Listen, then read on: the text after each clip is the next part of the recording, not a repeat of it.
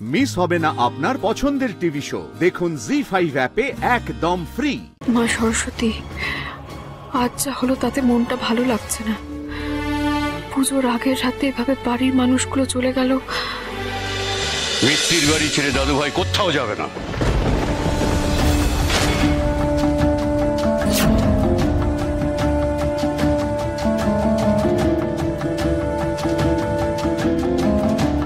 মা, এরপরে আমি আপনাকে একটাই অনুরোধ করব। অনেক বছর পরে এই মিত্তির বাড়িতে সরস্বতী পুজো হচ্ছে,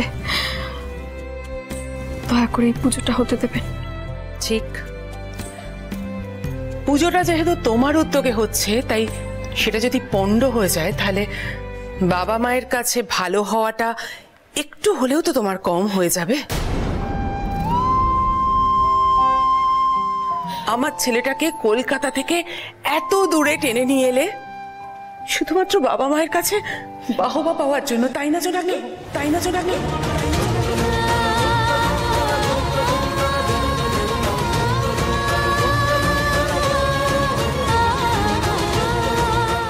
না মা, আমি ওরভাবে বলতে চাইনি।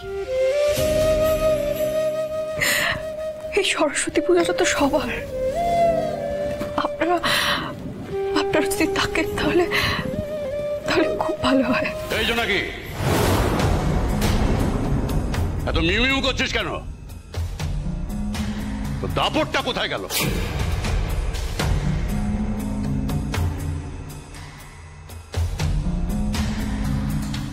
বল যে ওদের ছেলেকে যদি নিজের প্রভাব খাটিয়ে নিয়েও আসিস, তাতে তুই কোনো ভুল করিসনি।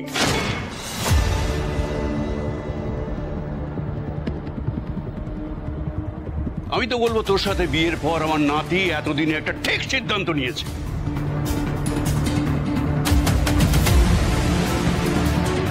বাবা, একটা কথা না বলে পাচ্ছি না। তোমার এই জোর জুলুমটাই সমস্ত সমস্যার কারণ। সেই জন্যই তো বড়দা আজ এই বাড়ি মুখ হয় না। তুমি আর মা কি করেছো? ধ্রুবর ব্রেন ওয়াশ করে আজ দাদা বৌদের এগেইনস্টে লড়িয়ে দিতে চাইছো।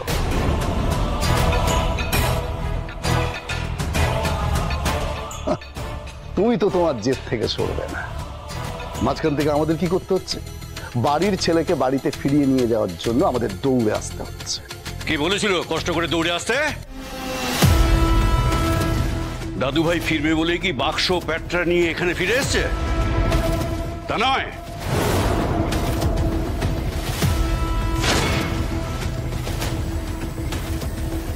দেখেছো বৌদি, দেখেছো? বাবা আমার ফুল সাপোর্ট আছে বলেই কিন্তু ধ্রুব আজ এই বাড়িতে থাকছে। বাবা, তোমাদের তো প্রথমেই উচিত ছিল যে ধ্রুবকে এই বাড়িতে থাকতে না দেওয়া। তোমরা কি করলে? প্রথমত এই মেয়েটার সঙ্গে ধ্রুবকে বিয়ে দিয়ে ফাঁসিয়ে দিলে, এখন তাকে এই বাড়িতে আটকে রাখতে চাইছো। মা, বড় হিসেবে তোমাদের কি করা উচিত ছিল? উচিত ছিল না ধ্রুবকে বুঝিয়ে বাজিয়ে ওর বাবা মার কাছে পাঠানো?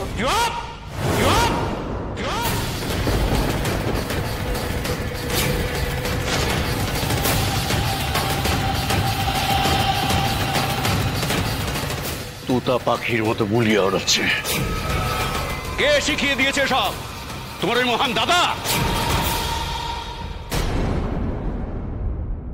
গিন্নি, তুই শুনছো তোমার মেজ ছেলের কত জ্ঞান বুদ্ধি এসব হয়েছে?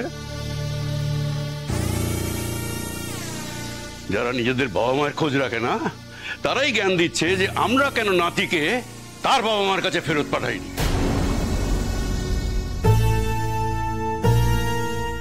বড় বৌমা, অজয় কি যোগ্য বাবার কাজ করেছে?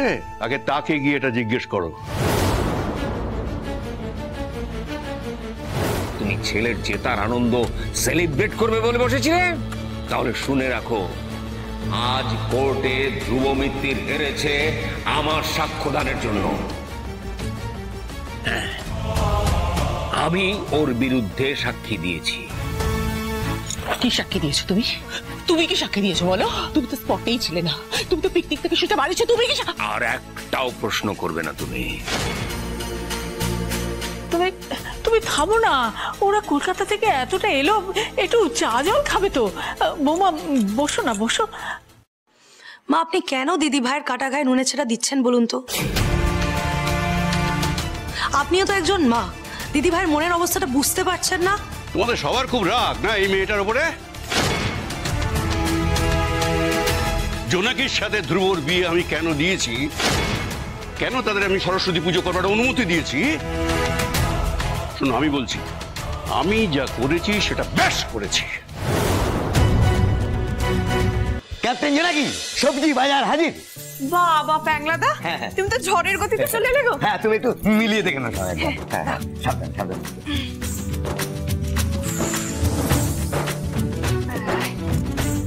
আচ্ছা শোনো না প্যাংলাদা, তোমাকে না আরেকটা কাজ করতে হবে। বলো বলো বলো। সেটা হচ্ছে আমি একটু বাড়ির ঝুলগুলো ঝাড়বো, তুমি আমাকে একটু হেল্প করে দাও প্লিজ। ক্যাপ্টেনের যে কোনো হুকুমে ট্যাংলা এক পায়ে খাড়া। বেশ, দাঁড়াবে ঝুল ঝাড়াটা আনি। শোনো না, বলছি মানে আমি যখন এখান থেকে যাচ্ছিলাম না, তো দেখলাম দুটো লোক, বুঝলে, এই বাড়িটার দিকে তাকিয়ে কি যেন সব বলা বলি করছে।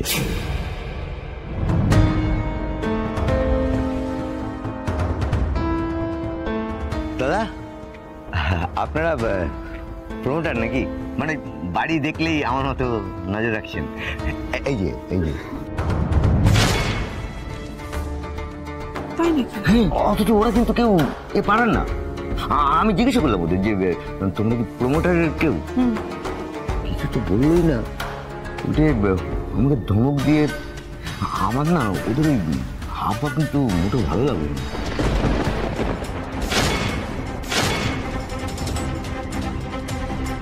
কারা এসেছিল মিত্তির বাড়ির বাইরে? কি উদ্দেশ্যে? চোখ কান একটু খোলা রাখতে হবে। কাল পুজো, কোনো গোলমাল হতে দেওয়া চলবে না।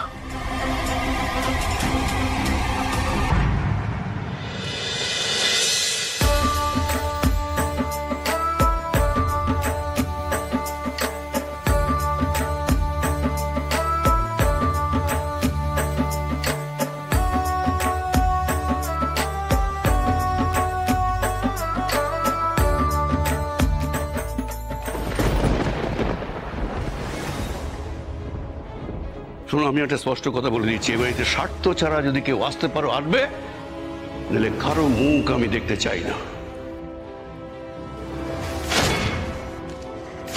ভালো যদিও বা কিছু হয় সেটাকে নষ্ট করে দেওয়ার জন্য, খারাপ করে দেওয়ার জন্য এরা আসবে। দাঁড়িয়ে আছো, বেরিয়ে যাও।